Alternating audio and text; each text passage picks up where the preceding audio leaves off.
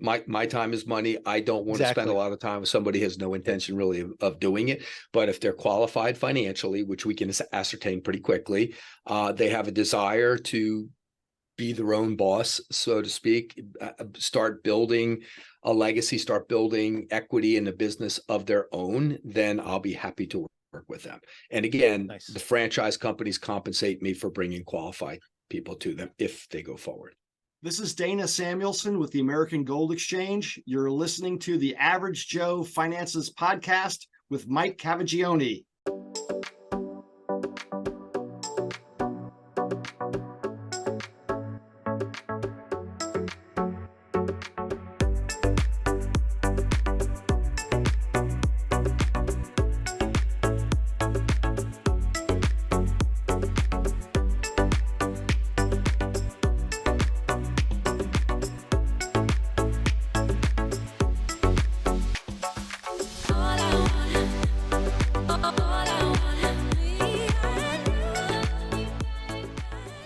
If you're watching this on YouTube, make sure you smash the like and subscribe buttons. If you're listening to our podcast, go leave us a 5-star review. All of our links can be found in the video description or show notes below. Hey, welcome back to the Average Joe Finances Podcast. I'm your host, Mike Cavagioni, and today's guest is Bob Bernotas. So Bob, super excited to have you on. We're going to talk about some franchising, really excited about it, and I hope to learn a lot from you. So welcome to the show. Thank you, Mike. Really appreciate it. Glad to be here. Absolutely. I'm glad to have you here. So I want to start this podcast off the same way I start every episode, and we want to know more about you. So if you could share a little bit about yourself, share your story, how you got into franchising, but tell us, who is Bob Bernotas? Oh, my goodness. Bob Bernotas is a father of 5. I have 4 daughters. My oldest daughter works for me. She sits in the office adjacent from mine. She's 25 years old right now. So I'm trying to build a legacy with a number of my children as well. But my background is in franchising. I've been in franchising, hate to admit at this point, but since 1986, when I got into my first franchise concept back in my 20s. The first one I got into was called West Coast Video. If you remember the video industry, the VHS rental industry. And I think what happened to that industry, it's not around any longer, but I got out of it. I wouldn't say at the ideal time, but I got out of it early enough where I didn't take too much of a beating, but it did fairly well for a long time with it. They own multiple franchise concepts, 3 different franchise concepts and multiple units with each that I built over the years and sold. I'm currently a franchise investor, so I do believe in franchising. I get high on my own supply, so to speak. And I also was CEO of a national chain back in the day. I have an extensive background in franchising, love that model, and love what it can do for people. All right, awesome. So, Bob, as you were going, I was taking some notes on a couple things, and you got started in franchising back in '86. I don't even want to tell you how old I was because I don't want to offend you. But man, you've been doing this for a while, right? So obviously you've got the experience, right? That's what I'm trying to get at. Okay. That's what I'm trying to get at here. But yeah, so you had mentioned though that you're still franchise investing, right? And my question is, because I know people that have franchise businesses that they bought and started up or whatever, and they're doing, right? But what do you mean by franchise investing? I don't have time to acquire a franchise and operate the franchise. So I look for people who potentially want to operate at least on a part-time, could be full-time, could be part-time, that I have a real comfort. And plus I like whatever the concept happens to be that they may be interested in, that I'm showing them, and they're in a good market. And if everything lines up properly, I may very well invest with and have them operate the business. More and more franchise companies have developed semi-passive models. And to give you a quick history lesson in franchising, if you go back 20, 30 years ago, there were very few of these concepts that offered semi-passive models, unless they were something like a QSR restaurant or boutique fitness, whereby you can start it, you can put a manager in place, they operate it for you. You start a second one, put a manager in place, they operate it for you. But more and more of these concepts have now developed a platform to support franchisees on a passive basis. And more of these concepts have become, or I should say, more and more of these concepts are service-oriented businesses. It could be something home service related. It could be a company does windows, a company does roofing, a company does flooring, a company that does window cleaning. It could be anything having to do with the home. One of Could my be, buddies does one with insulation. love it. So, Which one? yeah. Just Koala. curious. Love it. Great brand. I've placed Yeah. many people with it. It's a fantastic brand. So perfect example. But Koala has a platform like these other service brands, has a platform to support franchisees on a part-time basis. They have a national call center and so forth. They just develop the tools necessary to allow you to do it on a part-time basis from day one. Because so many people, many of my clients, most of my clients are actually coming from corporate America, and they have a full-time job. Many of them make a lot of money. They're not going to, they could be C-suite, whatever. They're not going to walk away from that money, but often they want to start building an off-ramp because despite the money they're making in corporate America, they might be working 60, 70 hours a week, and they know they can't maintain that pace forever. So they're looking for something as a gradual on-ramp, off-ramp, in some cases, an immediate off-ramp into the world of franchising. And that's really why these types of concepts or this platform, this semi-passive platform was developed. Yeah, that's fantastic because it's a way for that. If somebody's pretty busy with their day job, their 9 to 5, but they want to get into something different, it's something that they could be a little bit more hands off with and not have to go all in right away. I think that's a very good point. Another friend of mine who has one he also is part of a franchise with a junk removal service, right? He's doing it while he's still active duty in the Navy. And I was like, dude, that is amazing. I was like, how are you doing this right now? And he basically told me like, hey, it was basically a business in a box, and I hired the drivers and I just put it all together and I run it on the back end. And I'm like, okay. And he's like, and I do a lot of the stuff on the back end myself, the paperwork, all the crunching all the numbers, working all the invoices and everything. But he's like, I'm getting ready to hire an assistant that's going to do all of that. He's like, I just wanted to wait till I was cash flowing a little bit more so I can afford to have the assistant and then be completely passive. And I'm like, oh, all right, man, that's fantastic. Right. So yeah, I definitely see where that can be very lucrative for somebody that wants to get into something like that. But what about, let's say there's somebody that they left their 9 to 5, they're done.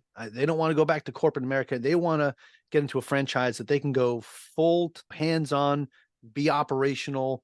What would that look like for somebody that wants to do that? Just give everything up and go full throttle into their business. Honestly, Mike, it looks the same because the same companies that offer a semi-passive model, anybody can jump into full-time.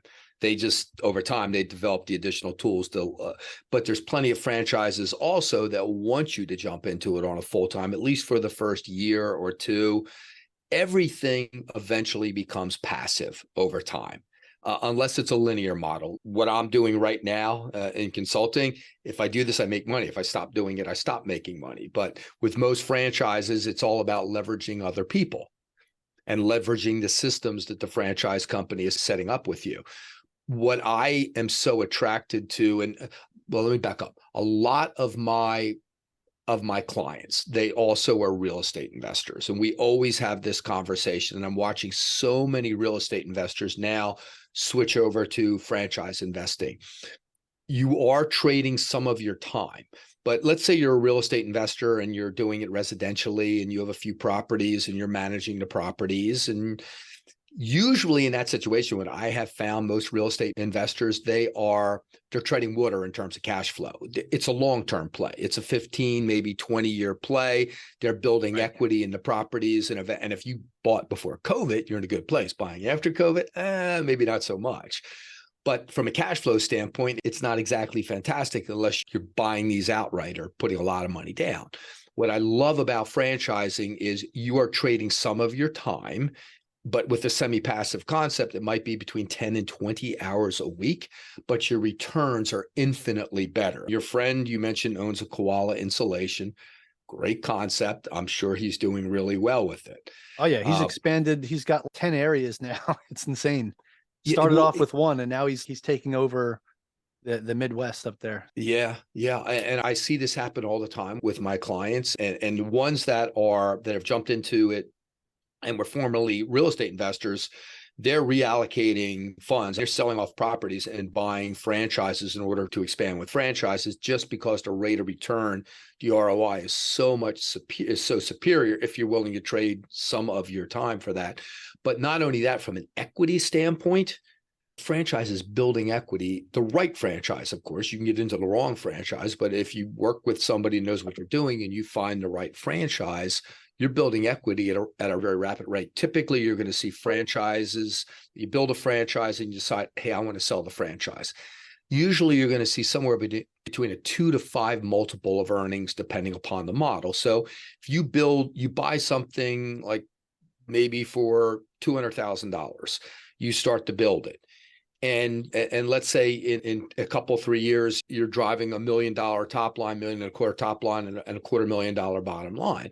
Well, what's that business worth? Typically, it's going to be worth somewhere between $750,000 to about $1 million. That concept that you may have spent $200,000 for, if it's the right concept. And that's one of the reasons why I like these service-oriented businesses more so than brick and mortar retail. If you look at something like Crumble Cookie, a very popular concept, or Orange Theory, you're talking about $700,000-800,000 to open either one of those concepts. But if you open a second one, $700,000-800,000. You open a third one, $700,000-800,000. What I like about the service concepts is that you can buy, let's say, one like that koala, maybe it's $150,000-200,000, but a second territory might be $40,000.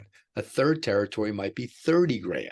So you're scaling so economically, and then you just scale into those territories over time, if that makes sense.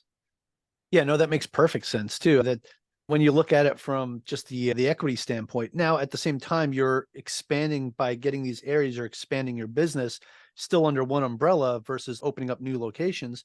But you may have to open new physical locations depending on how far out your area goes. So that's pretty amazing. And I look at what my buddy has done with that. And from his initial investment to what he's cash flowing right now is already night and day. Like, he's already made his money back and then some in just like 2 years of doing this.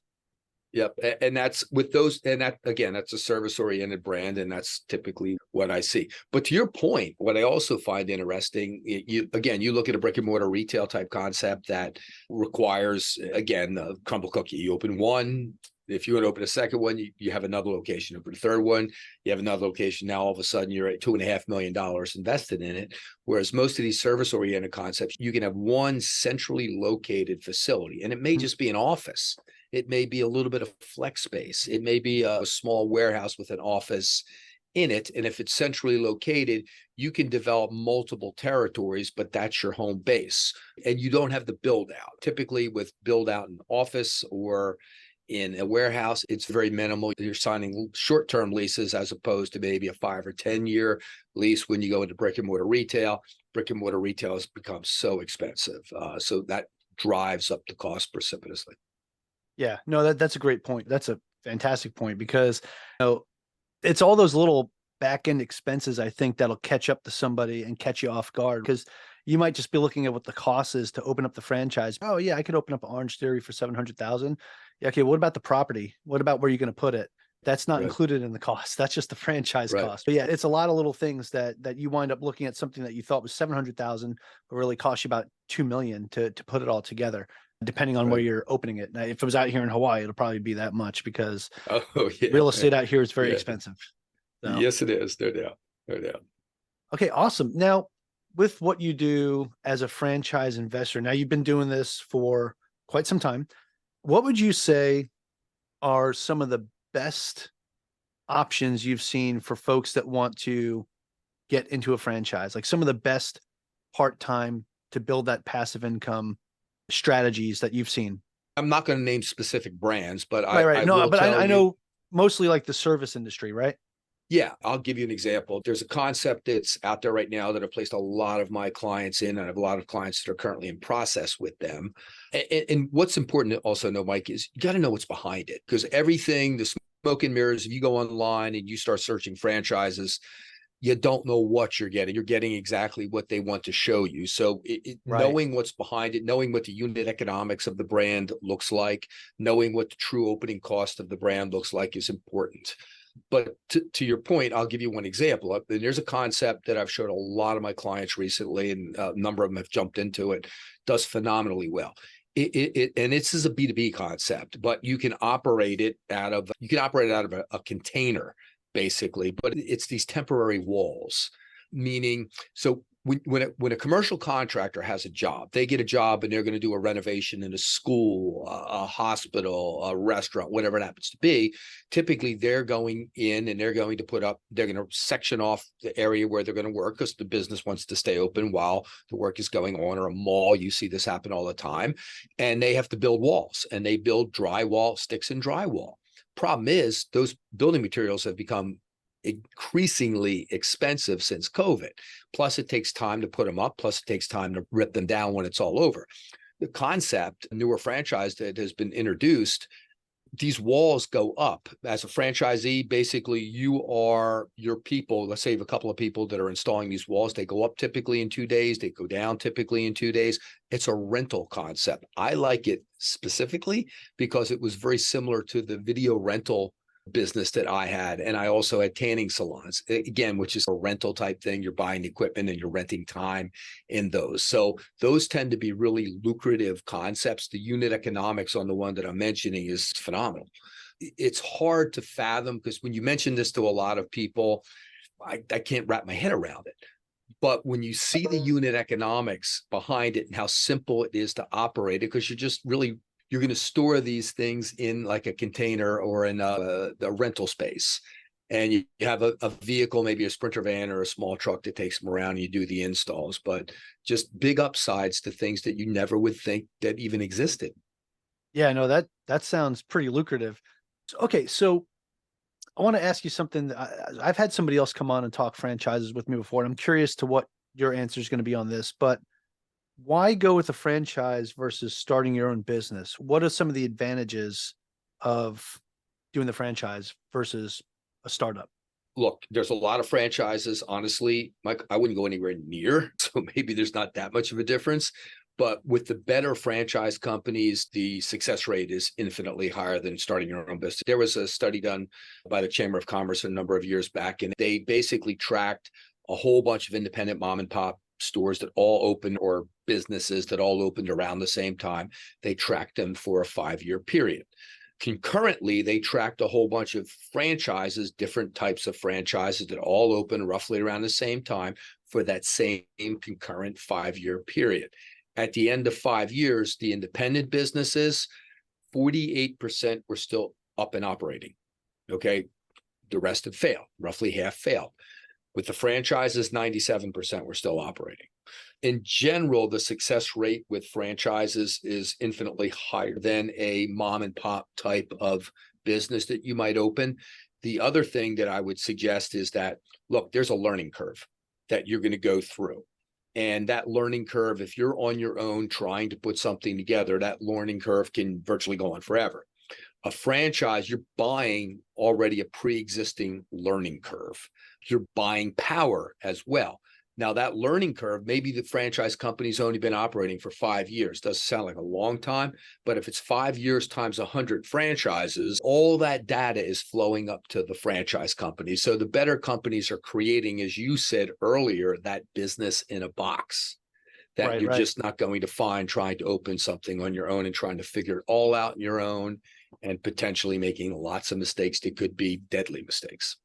Yeah, that was actually something I was going to ask you about. Like when it comes to the experience that you have with opening a franchise, the fact that there's so many other businesses under that umbrella that have already saw their own success or saw some of their own failures and just lessons learned and stuff that all gets pulled together and can be given to the new franchisee. So I think that's very interesting, but it's also one of those you get what you paid for type things, because you could take that same $200,000 and start your own business, but you have nothing else besides what you're doing yourself versus taking that 200,000, starting a franchise or opening up a franchise business, and you already have the tools in place and people that you can reach out to. So is that another thing that you've seen too? What does the support system look like for a lot of these newer Yeah. franchises? Some of the franchises, again, I wouldn't recommend, but there's some really good concepts. Of course,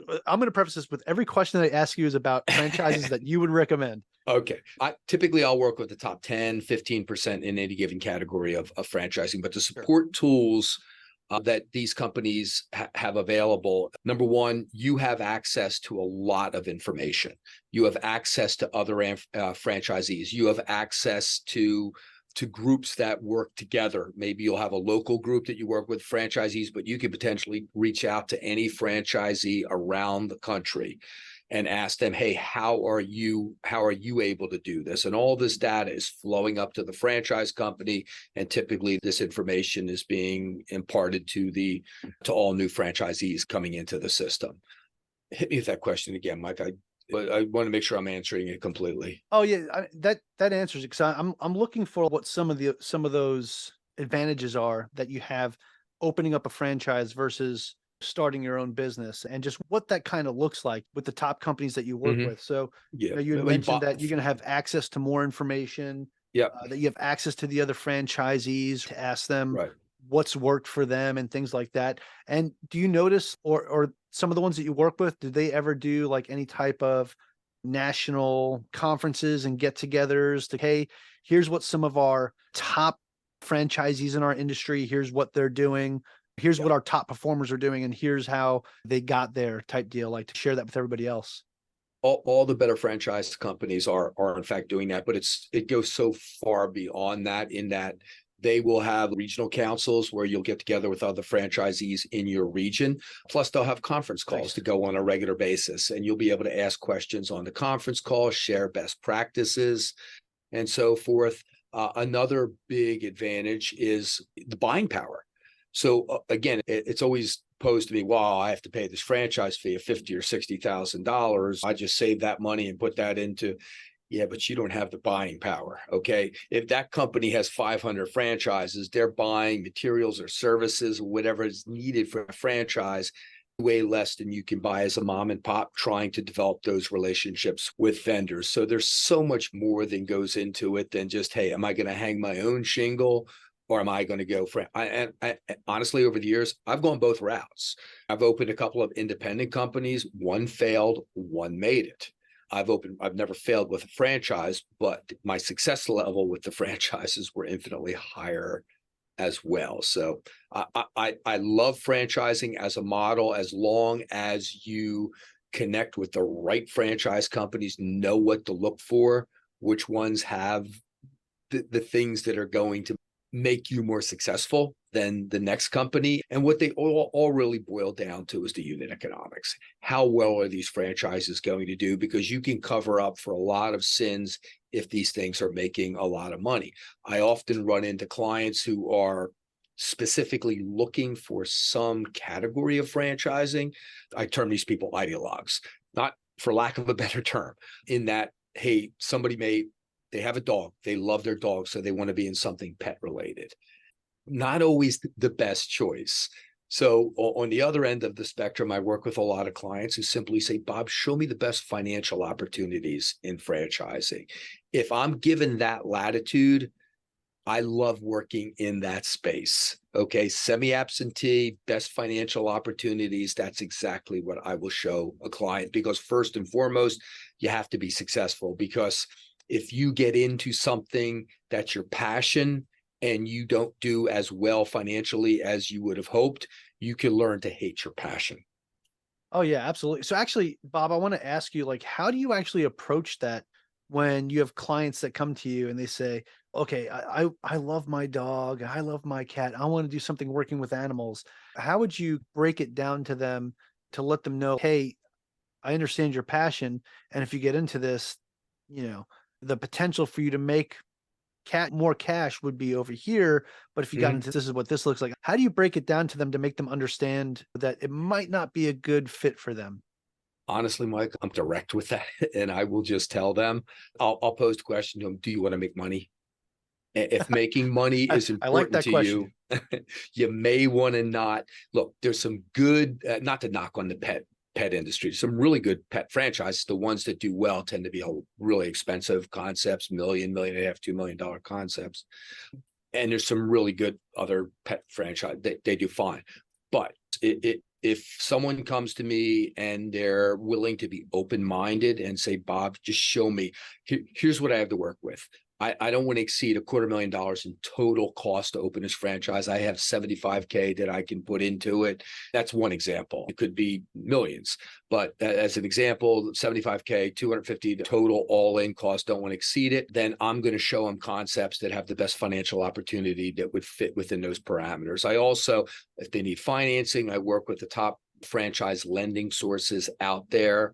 Rare that I can't get somebody financed if they have decent credit. And there's lots of different instruments for that as well. Yeah, Bob, I'm glad you brought that up because that's something I wanted to ask you, because as you were talking about, you're like, yeah, somebody comes to you and they say, hey, I've got 75K liquid to put into this, but I don't want to spend more than $250,000. So that was something I was going to ask you. So are there different ways to get financing to meet that 250,000 and beyond, for if you need a commercial space for this particular franchise or anything like that? Sure. So like you had mentioned the financing, but what about the other side of that? Let's say you do need a space and you need a commercial space.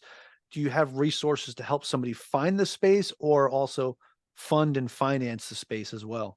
Yeah, franchise company. The better franchise companies will assist you with finding space, whether it's retail space, whether it's commercial, industrial space, whatever it happens to be. They all have the better ones, again, have real estate departments, and they will work with you to help you identify the locations. Then as far as financing goes, there's so many different instruments that can be potentially used. As an example, the rates are going up now, but it's still not a bad choice. SBA loans. SBA loans, if you don't exceed 350K, it's non-recourse. You're not pledging. Your house isn't at risk. Your assets aren't at risk. Do you sign personally? Yes, but they're not coming after your house or assets. So SBA is a possibility, 10-year term. So it's, even though the rates have gotten higher, the term is 10 years, and you can always pay it off in 2 years or 3 years or 4 years without penalty. There's something called a 401k rollover.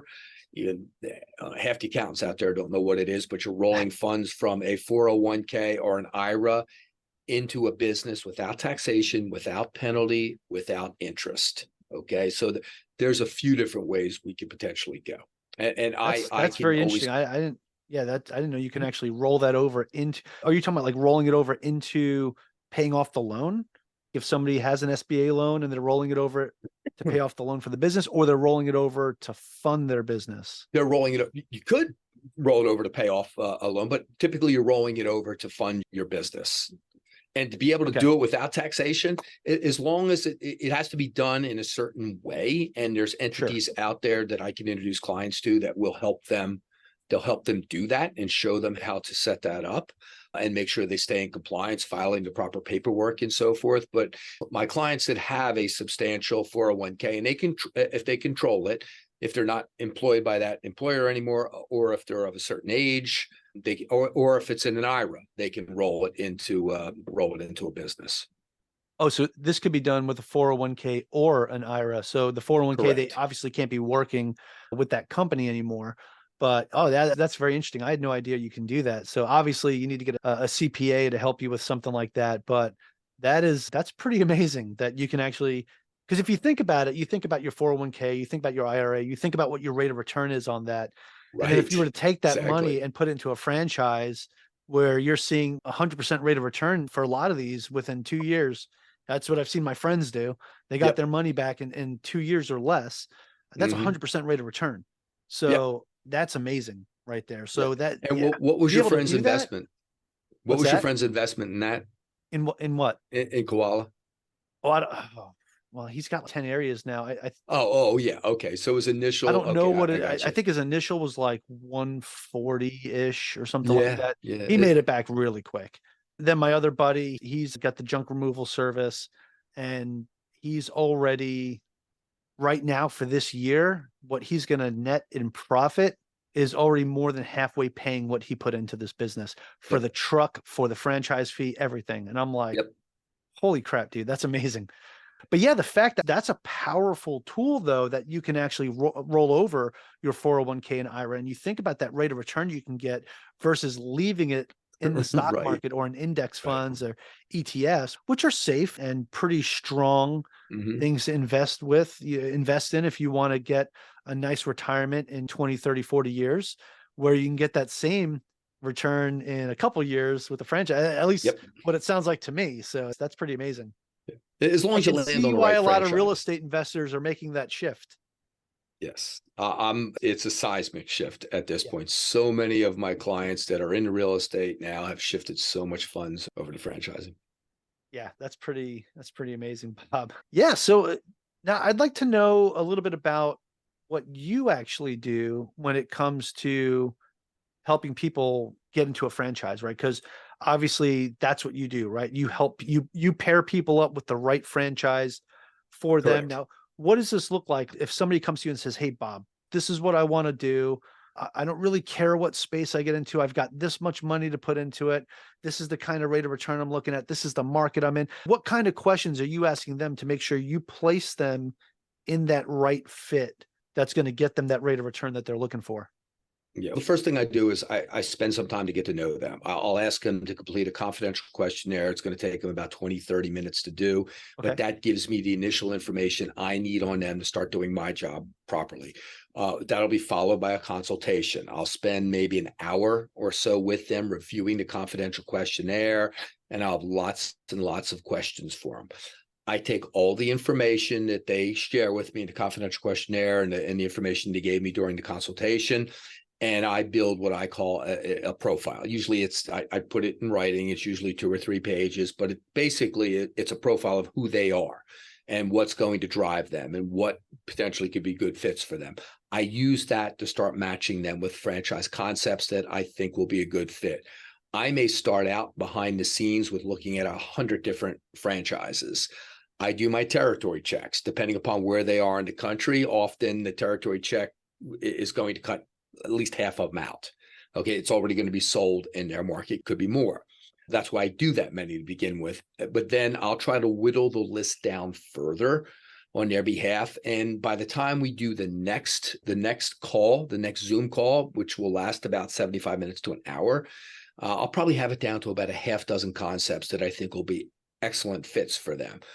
On that Zoom call, we'll review those concepts. I'll answer any questions that they have about them. I'll give them my opinion on those.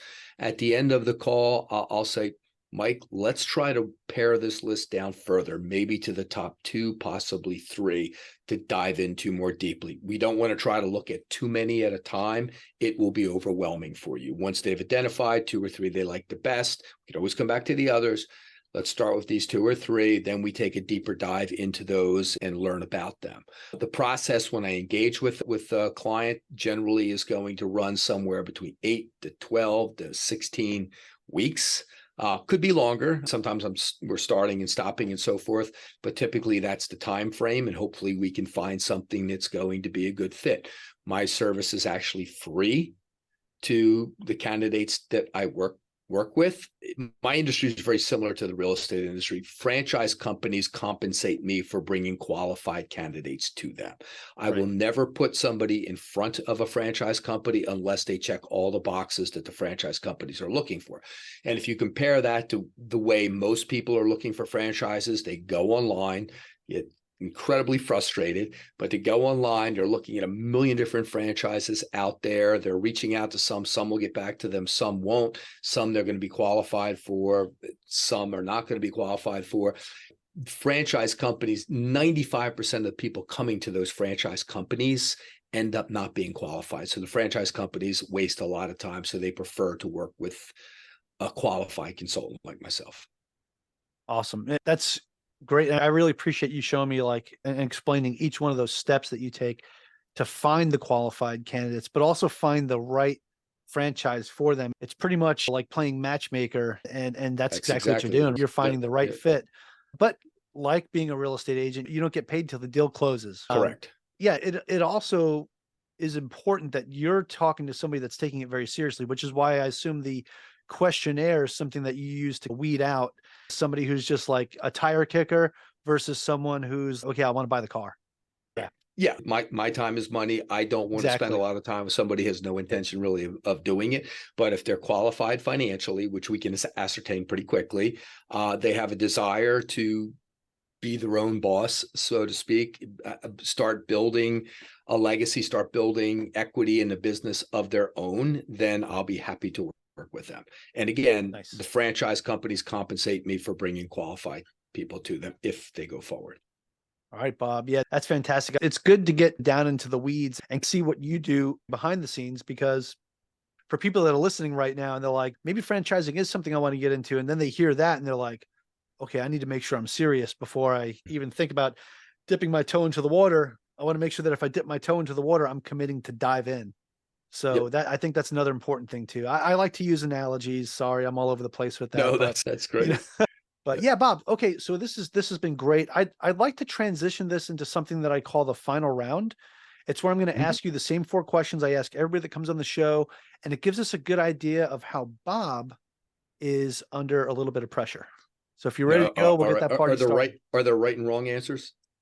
No, there is no such thing as a right or wrong answer to these questions. Okay, So, fire away. Bob, the first question of the final round for you is, what's the biggest mistake you've ever made when it comes to your finances, investing, real estate, or just business? Oh my goodness. I'll give you one of the biggest mistakes because I've made plenty of big mistakes. But I back in the day when I first got into my first franchise was West Coast Video. And I was opening a number of them in the Philadelphia market. And I lost my mind, went up to New York, and I opened the first one in Queens. And I built the building, and I brought a contractor up from Philadelphia to do it, who it turns out he just didn't know the ropes in New York, and it turned into an absolute debacle. And what it should have cost me, ended up costing me 2.5 times as much to build that building and get that unit open. So that was an expensive lesson. Okay, yeah, definitely. I appreciate your transparency there and sharing that with Stupidity, us. you mean? No, definitely transparency. All right. So, Bob, the next question, and these kind of tie into each other, but what is something that you've learned that you wish you knew when you first got started? Oh my goodness. I wish I knew. Look, I've made some mistakes in terms of identifying the type of franchise I want to be involved in, not to knock the video industry, not to knock the tanning industry, the first two concepts that I got into.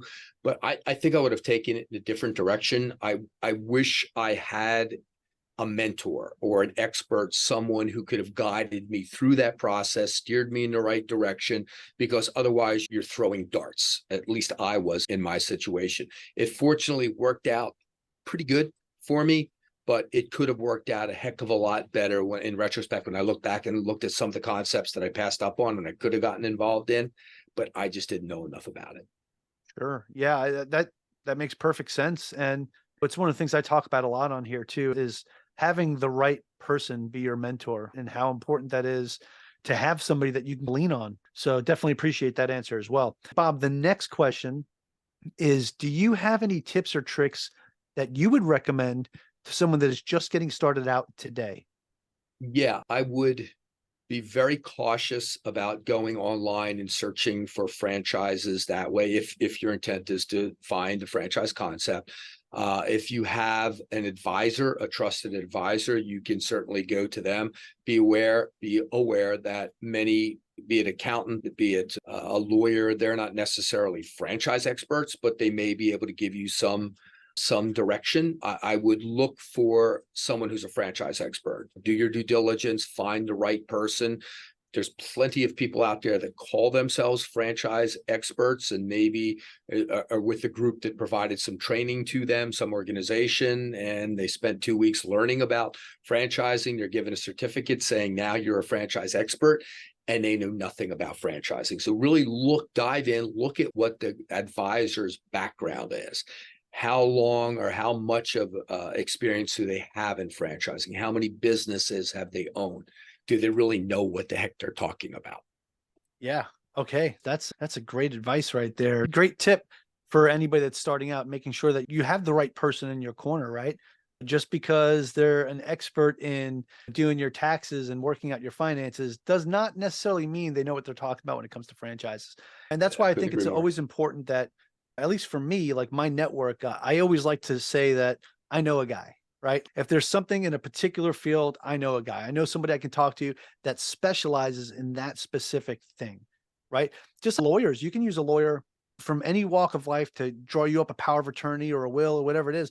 But there are Mhm. lawyers that specialize in that. There are lawyers that specialize Right. in real estate. There are lawyers that specialize in immigration. Whatever it is that you need a lawyer for, they specialize in that particular focus. So Right. I think, If yeah, that's franchising, to your fantastic. point, there's lawyers that specialize in franchising. And I always recommend don't ever use a lawyer that's a non-franchise attorney to review an FTD and franchise agreement for you.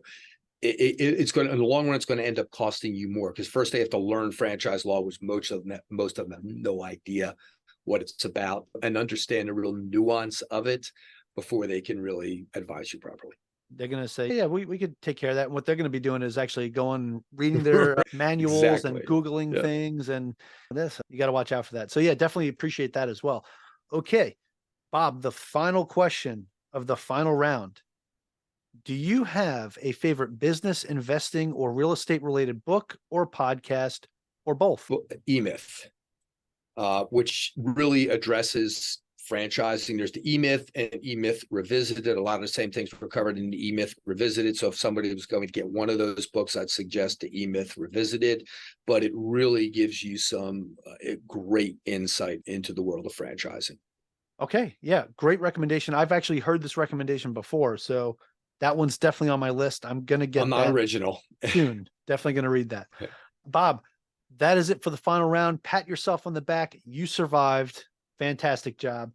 But hey, that's not it though. I do have another question for you, and this is going to be the most important question of this entire interview, right? Because Uh-oh. you've dropped a lot of golden nuggets. You've given us some fantastic information. I feel like somebody that's listening to this episode today has a good surface view of whether or not a franchise might be a good idea for them or not. And with that being said, for the ones that want to move forward in that and they want to find more information about you, do you have a website you could share with us or any social media profiles people could follow and check you out? Sure. The easiest thing you can do is just go to my website. It's franchisewithbob.com. Again, franchisewithbob.com.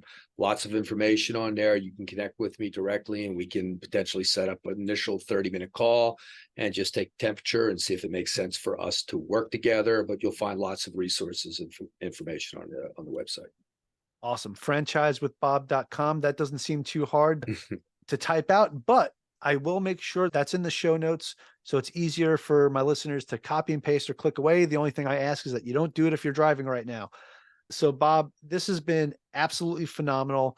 I do want to ask you something else though before we close things out. And that is, do you have any final thoughts for our listeners today? I would, well, first of all, thank you. Really appreciate the opportunity to be on your podcast. Very impressed by how you handle it. I'd be just, if you're considering any type of investment, if you're into real estate investing, if you're thinking about starting a business, if you're just downright sick of corporate America and you want to start developing an off-ramp and develop some additional income so you can eventually step away from corporate America, consider franchising. Franchising, I think, is the best investment opportunity that exists today. Awesome. Bob, thank you so much for that. And thank you so much for your kind compliment on the podcast itself and this interview. It was absolutely phenomenal. I thought you were a fantastic guest as well. There was no me having to try to pry information out of you. You were an open book, and both me and my listeners genuinely appreciate that. So again, thank you so much for taking the time out of your busy schedule today to chat with me and my listeners. I really appreciate it. Thank you, Mike, and thanks for the opportunity. Absolutely. And hey, I also want to thank all of my listeners for joining me and our special guest, Bob Bernotas, on the Average Joe Finances podcast. Go leave us a 5-star review and tell us what you liked about today's episode with Bob. Aloha from Hawaii and have a great rest of your day. Thank you for making it to the end of this episode. Greatly appreciate you being here with me today on the Average Joe Finances podcast. If you haven't done so yet, make this the episode that you go leave us a 5-star rating or subscribe to our YouTube channel. The Average Joe Finances podcast is for informational and entertainment purposes only. Have an outstanding day.